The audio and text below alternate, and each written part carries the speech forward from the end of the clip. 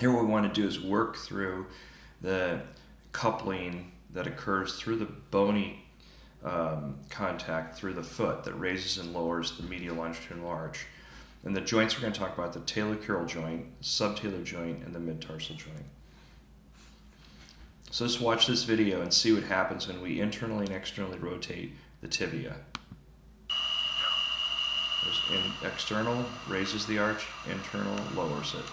External raise, internal lower. Okay, and there's mostly there, I'm not pushing into internal rotation so hard, but you can see that essentially what's happening is we internally rotate the tibia, the mortise holding the talus, the trochlea moves the talus into abduction and adduction. So essentially when we externally rotate the talus, it abducts the head of the talus. And if I'm blocking the calcaneus with my hand, which is what I'm doing here, I'm forcing also the subtalar joint into inversion. So the combined effect of the ground fixating the calcaneus, so when I internally rotate the tibia, that moves the talus into abduction at the talonavicular joint and to inversion at the subtalar joint. The effect is adduction at the talonavicular joint, which raises the medial longitudinal arch. Because remember, along the oblique axis, what we're going to see is that also causes plantar flexion, so adduction and plantar flexion. So here it's illustrated here for the opposite. So for internal rotation of the tibia, so here we see internal rotation, adduction of the talus, and eversion of the rear foot or the calcaneus, so at the subtalar joint. So now if we kind of go ahead and go to the next slide. So here we see this emphasis on the axes of the mid-tarsal joint, and at the mid-tarsal joint we see there's two axes, a longitudinal axis, which allows eversion and inversion, and then we see there's an oblique axis that has a combined motion of plantar flexion and adduction and dorsiflexion and abduction, and it's almost 45 degrees between the two planes, so therefore it's going to give about equal motions in both directions with any movement. So there's 2 degrees of freedom, one in inversion eversion, so longitudinal axis you get almost a pure frontal plane motion around that longitudinal axis, and then with the oblique axis you get a combined motion of plantar flexion and adduction or dorsiflexion and abduction.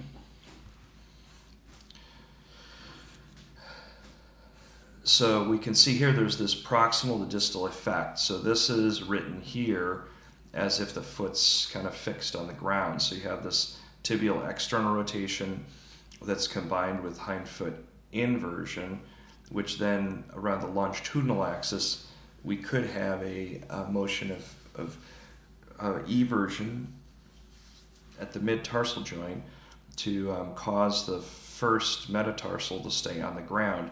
Alternatively, we could have adduction and plantar flexion around the oblique axis. So there's 2 degrees of freedom, and this is emphasizing here the motion at the longitudinal axis. And this is all in reverse for a tibial internal rotation.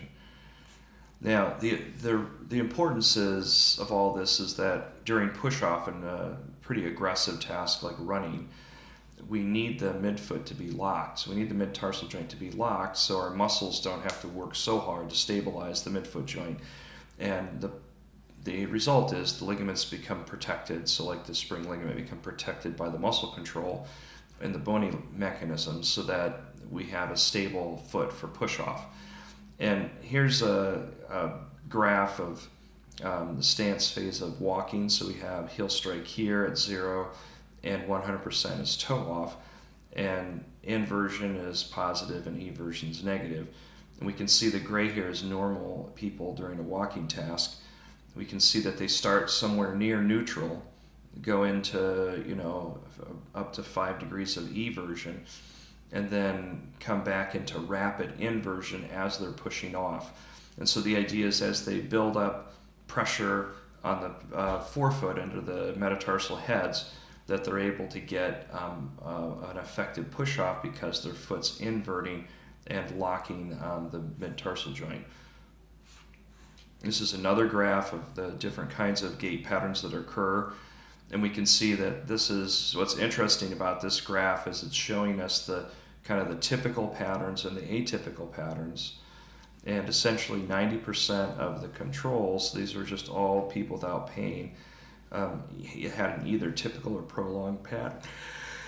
So basically this dark line here, okay, or this kind of dashed line, this dashed line here, was 90% of everybody. So some less usual patterns was early, quick early eversion was abnormal, really.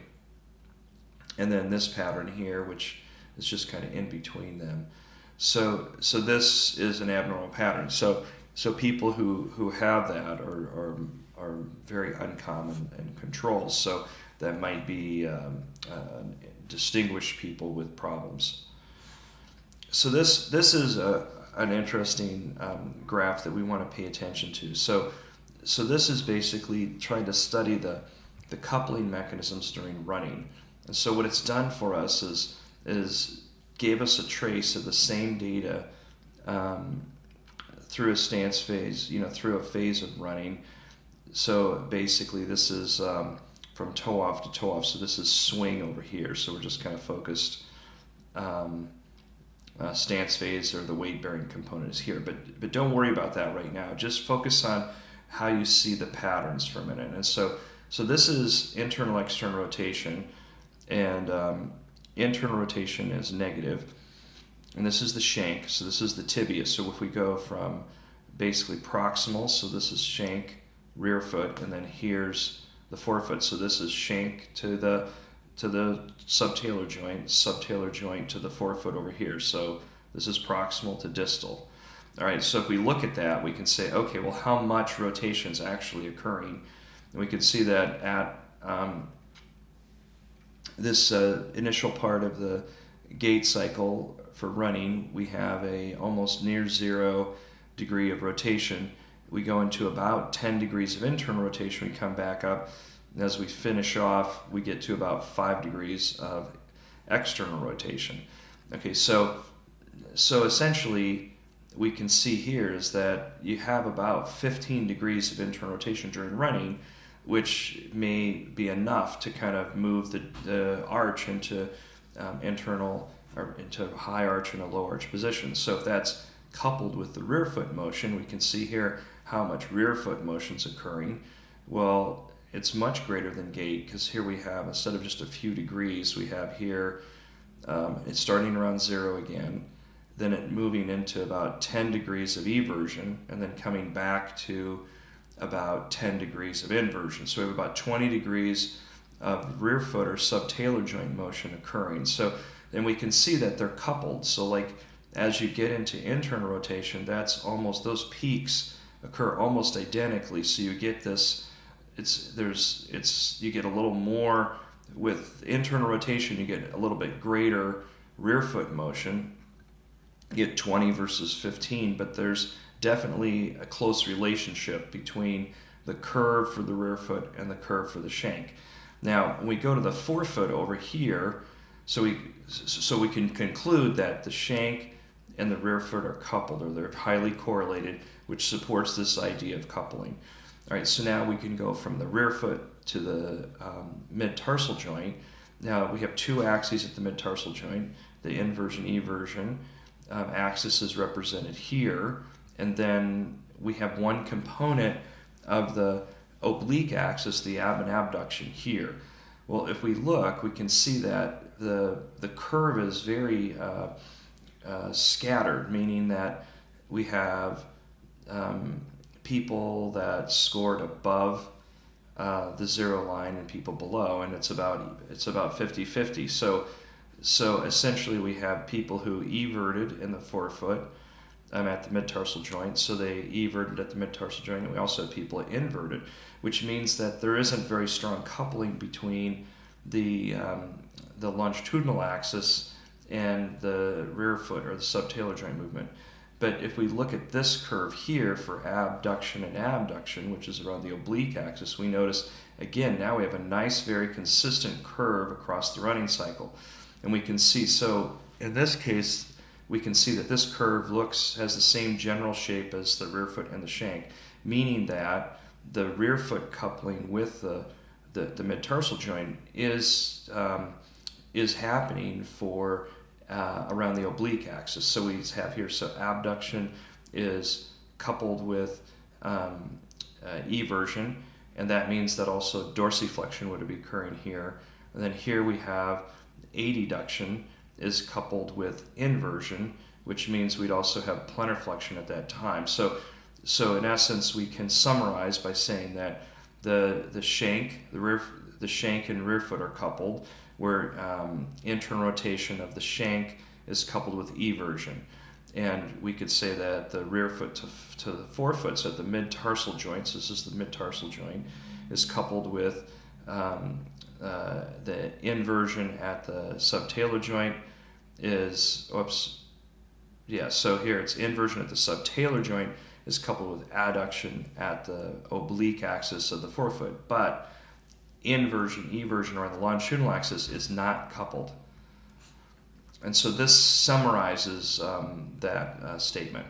So that's the coupling mechanism and how it augments control, raising and lowering of the arch during movement.